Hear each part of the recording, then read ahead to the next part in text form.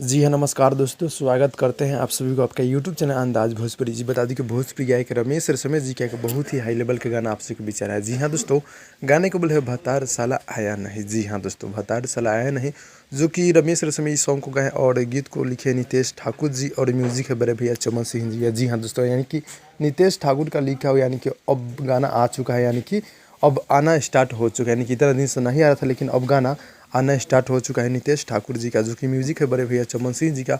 और रमेश रसम ऑफिशियल से गाना कल सुबह 6:15 पे, यानी कि 8 तारीख को सुबह 6:15 पे रिलीज हो रहा है, यानी कि उनके ही ऑफिशियल चैनल रमेश रसम ऑफिशियल से, जो कि पूरी तरह से बवाल सॉन्ग है। जी हाँ दोस्तों, यानी कल सुबह गाना 6:15 में रिलीज हो रहा है। भतार साला आया नहीं गाने का बोले, जो गाना पूरी तरह से बवाल है, लोकगीत है।